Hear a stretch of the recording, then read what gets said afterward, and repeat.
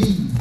But also with that, but more so, everything in creation that we look at naturally, God gave the seers, the philosophers, those who said and they began to think about the reality in which they existed in. But they had questions. We have questions about our existence, or maybe why certain things happen to us at times. And when we have our own problems, when we have situations that why am I going through this?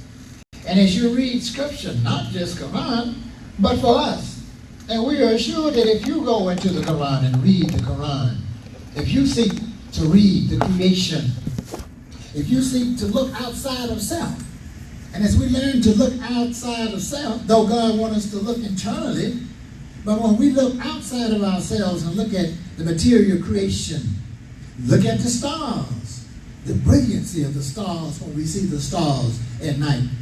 And we've been told something, oh, that's a falling star. Well, where's the food in that? As we learn, as we study creation, and then we begin to study ourselves, looking outside and seeing what is outside, it is also inside. It's internal. And there's a term called internal combustion. Internal combustion. It's applied to vehicles, automobiles, and internal combustion, and also other machinery. But there's something taking place. It's almost like a spark. And we know that when you start up the car, when the car is running properly, you have spark plugs, the ignition system. And it causes a spark, and it causes the car to run. And if it's bad plugs in the car, you can hear it. Plugs are missing. My father, he retired from the railroad, but he also had 2 garages. He was an auto mechanic. And during that time, I recall, he could stand in front of your car, and he could tell you which spark plug it was, because you know you have what is known now as a 4-cylinder, 6-cylinder, and 8-cylinder. And in those days, you still do, you have 4 spark plugs on different sides of the engine. Very powerful, but he could stand and listen and tell you which spark plug it was. That used to amaze me. But that's someone knowing their craft. That's someone being a student of his profession. And in order for us to understand how to govern ourselves, we oftentimes have to listen to ourselves. And sometimes you may say something, we say, did I say that? Man, I didn't mean to say that. My tongue, the fiery serpent, it mentions in scripture in the Bible language. It mentioned how this fiery serpent was lifted up on a pole. And so it was lifted up into this cold region. That's what it's alluding to, what it's talking about. But it's also saying this serpent had a fiery tongue. But the higher up that the serpent went up, he became colder, and his tongue ceased. But yet, what he was giving out with his tongue, it caused a lot of problems. The serpent, being a reptile, can't stay in too much cold. And the society is like that. What is transpiring in this world, what is happening in this world, not the world that God has created, is very cold. And right now, this environment which we are in, here in America, wonderful America, good America, progressive America, but we see an element.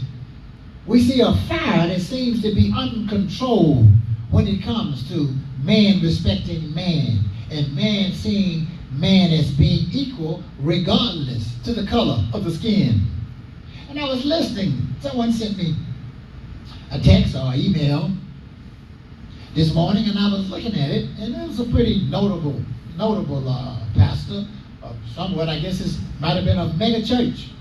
But his words were, because he read a whole lot, he mentioned about his library, how gigantic his library was, and how he was just a gigantic reader. He read often. And by him reading, I guess he figured that he had an exclusive on all of the blacks have a problem. And he was giving it as if he was giving a solution to blacks, Negroes, African Americans, or what have you. And his words were, the problem that they have, and something that has happened to them, is that they, black were enslaved for over 400 years. And they are doing something that no other race is doing right now. They are killing themselves. And at one particular point in time, they didn't do that. And we find that no matter what happened to them, listen to this, no matter what happened to them, they didn't give up. They didn't blame God for being enslaved. Now, these are his words. They didn't blame God for that enslavement. Many held on to the belief in God. But the thing that more so made them successful, because they can really sing. And in their singing, they were saying, "Amazing Grace." That's the solution, he was saying. That's the solution. They need to go back and sing "Amazing Grace." Ain't that something? He has summarized that singing "Amazing Grace" is going to save us. You know how long we've been singing "Amazing Grace"? So just to sing a song, that's not it. Just to sing a song. Now, he didn't go into anything about the psychological effects of slavery, what it has done to a person overall, what it has done to a race overall. And it mentions in the Bible as to how an entire people were taken away. But it said, "Will a man rob God? Say, yet not, ye have robbed me." Of an entire people. This is the scripture. And put this in there. Know that Christianity in the present form, not totally by all ministers or pastors or bishops or what have you, not totally, because there are some excellent examples out there in the world of Christendom that's truly teaching the world to the best of their understanding. And you're not the only one that have it. But this message that we project, that we share, coming from one that came from darkness, that came from a race of people where those who were in charge of education, religion, economics, were convinced, they say at one time, that every avenue of light, we are convinced, all of the avenues of light are blocked from the Negro. Because we're not racist, but yet we believe in terms of uplifting ourselves. Islam teaches the equality of races. But about the same token, we find that there are those who are convinced that the masses are not to have light, not to have knowledge, not to have wisdom. The great philosophers are the philosophers. In the neighborhood, we always have someone in the neighborhood that everybody will listen to, and there's always one in the family that everyone will hear what grandma had to say, or uncle had to say. But there was someone that could get the attention of the rest of the family members or the community.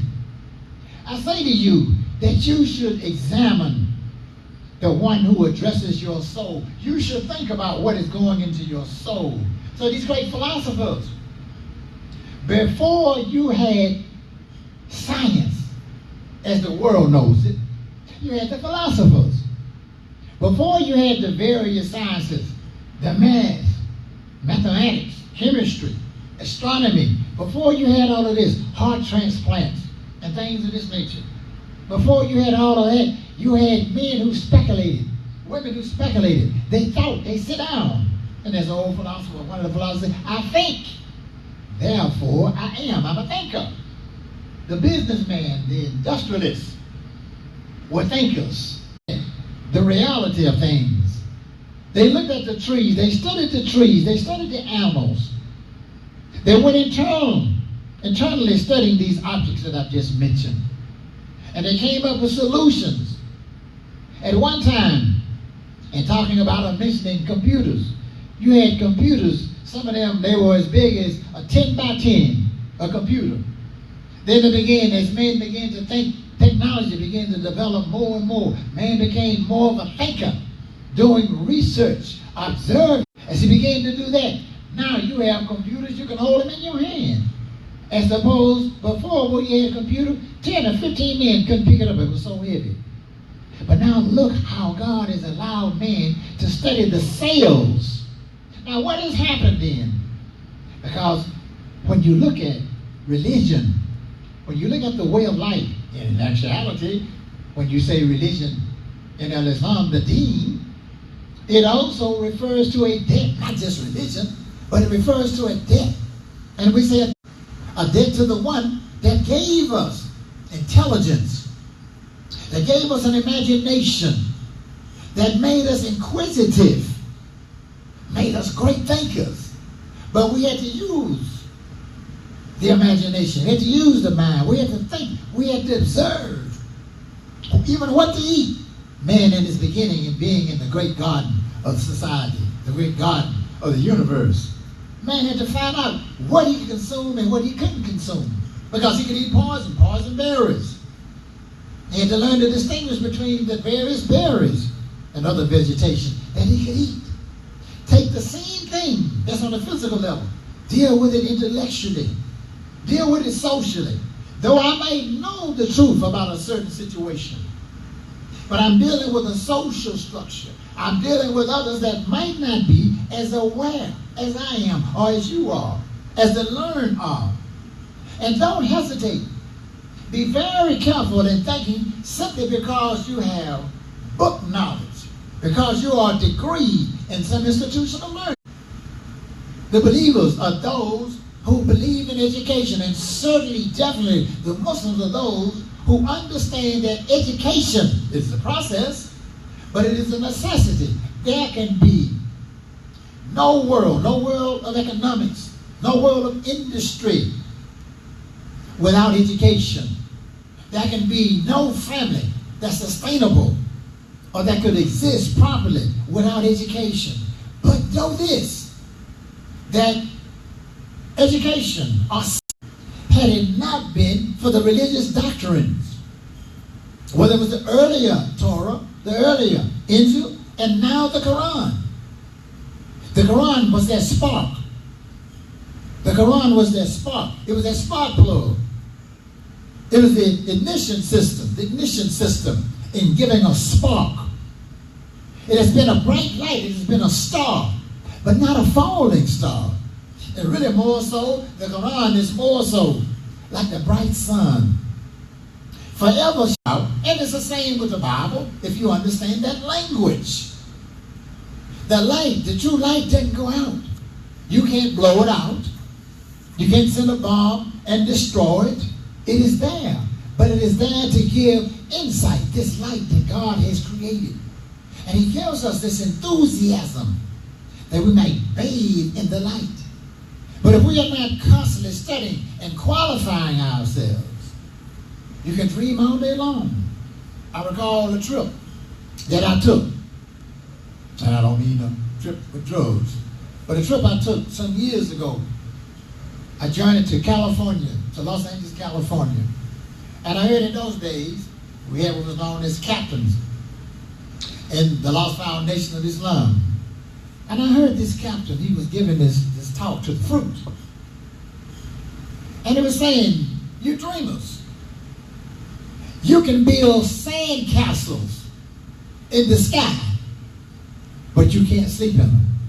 Say, you can build mansions in the sky, dream about it, but you can't. Reality.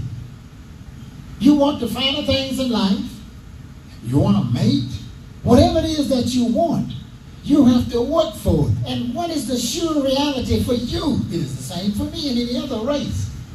But this Christendom, the false concepts of Christianity, that was forced, hear me, that was forced on those known as the Romans and some of the Greeks and others by Constantine. This is history that I'm giving you. The religion that was forced on them. And here were people, descendants of the earlier Romans, and this is not a condemnation because we know that this deal with much of the land of Italy. Many of the inhabitants in the earlier days, many have been misled, and the world is still being misled today with false concepts, the false concepts of Christianity. The false concept. False concept, that is the key. The false concepts. That is to say, because I don't know how you are thinking, we are not condemning all of Christendom, but we are saying just as well as Islam, You have those who take the knowledge and wisdom and they get a grasp of it and they seek to misuse others and they limit, really limiting themselves. Don't you know a racist is really limiting themselves? They are just as oppressed, self-oppression, as those that they oppress. Don't you know those who are skinheads, those who are racist, this modern Nazi power, all of these that dwell in racism, bigotry, hatred, don't you know that's an oppression in itself? You have to be very, very careful with this mind that God has given us.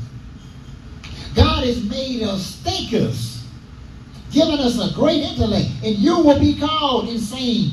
You'll be called crazy. Look at him. Look at her. Down there with the Muslims. Talking about Allah. And talking about Muhammad. Look at that. That's nonsense. But the wise among them, they know that we are not insane. Just as some might say about those who are devoted Christians. They're not insane. But know that there are sometimes that you might have to stand alone. But in actuality, we are never alone. Because God is always with us. Though there are many names, as we know, in terms of how God is being referred to.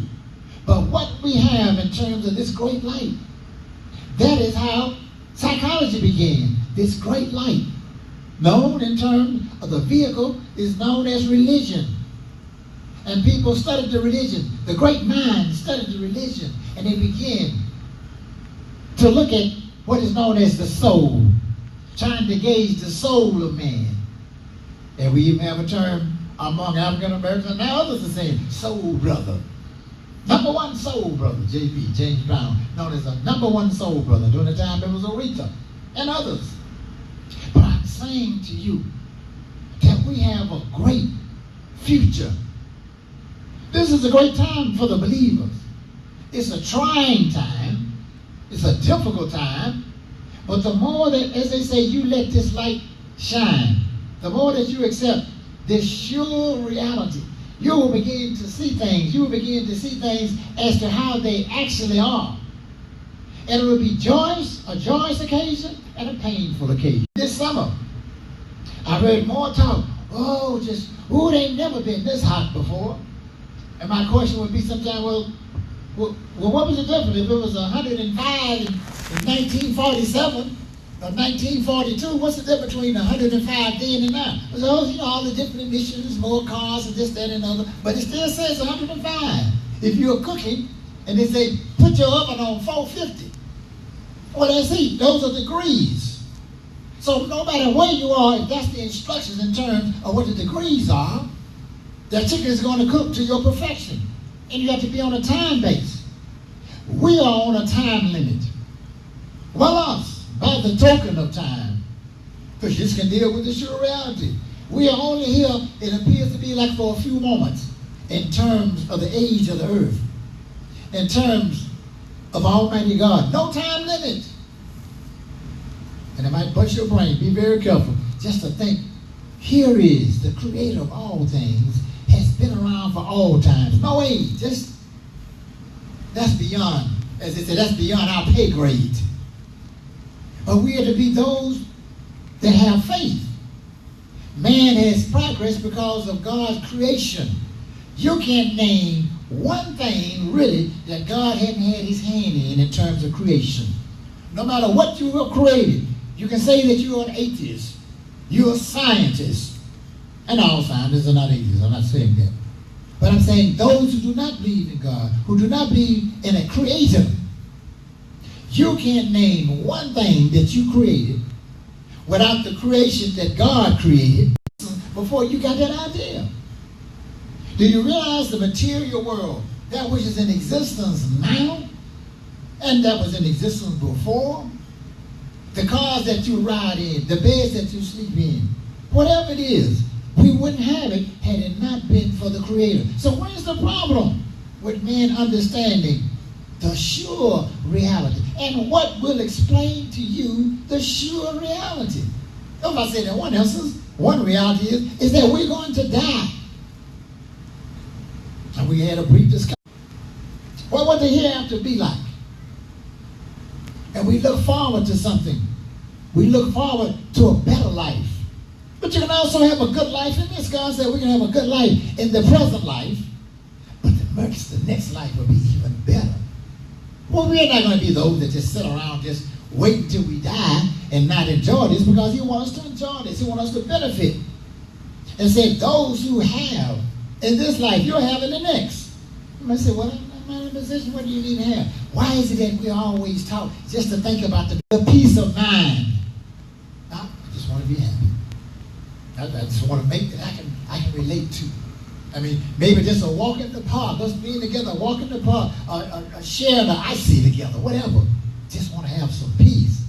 Want my children to be educated. Want them to have this religion, to understand this religion, to understand the mercy and the kindness and the justice and the love of Almighty God.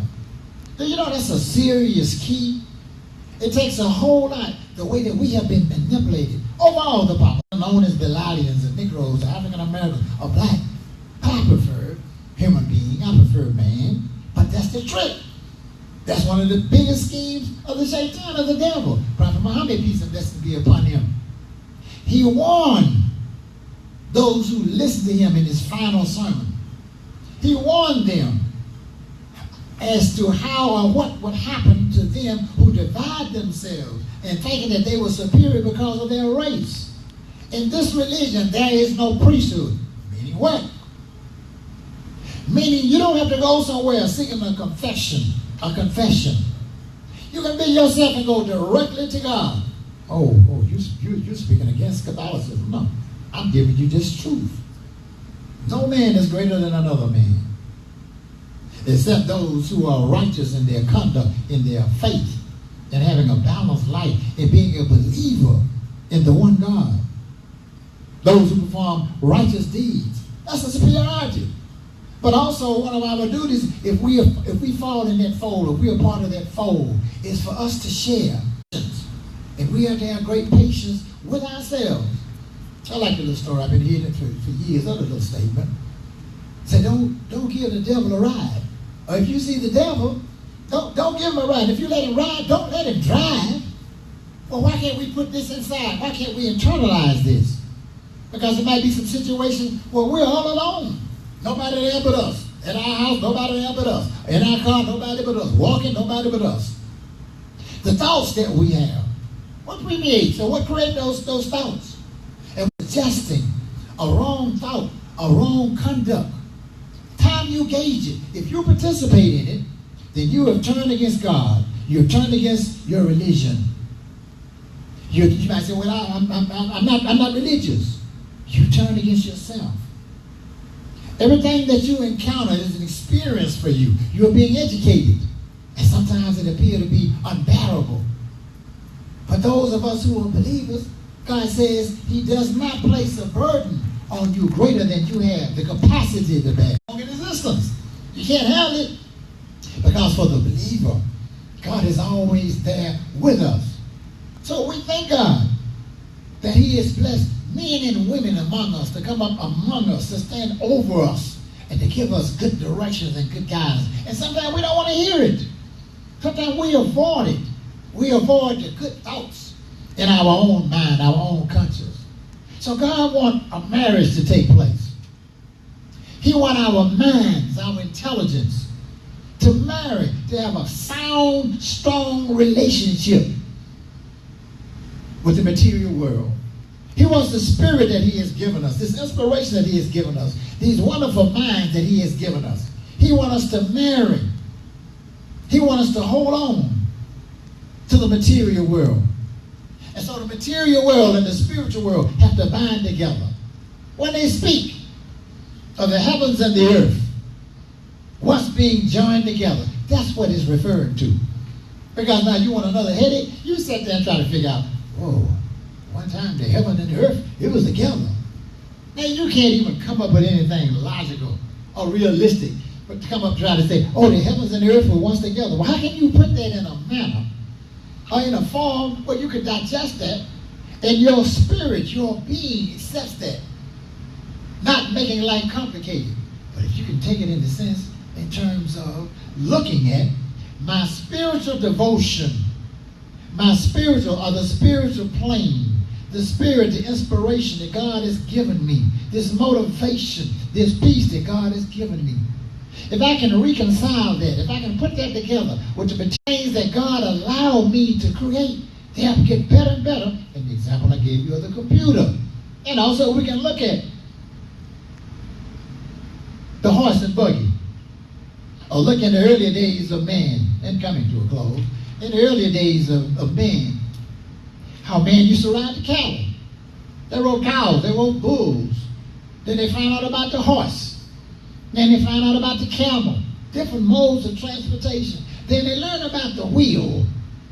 And as they learned about the wheel from studying the coming down, and eventually got the idea of a wheel. Same thing with the boat. Seeing the logs float on the river. Seeing the boats or log floating in the water. Got the idea of a boat, carved it out where they could sit in. But they had to study nature to get that idea. So in saying that then, as we observe, as we submit, as we utilize our minds, the muscles of our mind, the spirit that God has given us, the imagination that He has given us. If we let these two work together, you will see a giant, and you're a giant. It's like, said nothing comes to a sleeper but a dream. And sometimes we can try to figure out the dream. Oh, I dreamed about money. I dreamed about this. I dreamed about that. And some say a dream is nothing but a mixture of reading from the computer. Maybe something we were thinking about that day. I'm not saying that there are no signs in dreams, but I'm saying, again, let's put our life in check by utilizing the sure reality that God has given us where we can become more stable. Peace be unto you. Thank you for viewing Islamic Perspective, A Call to Freedom. We invite you again for 5403 Virginia Avenue. May God bless you, bless your families, and bless us as human beings, that we have love and respect for each other. Peace be unto you. Assalamu alaikum. Wa alaikum salam. Bravo.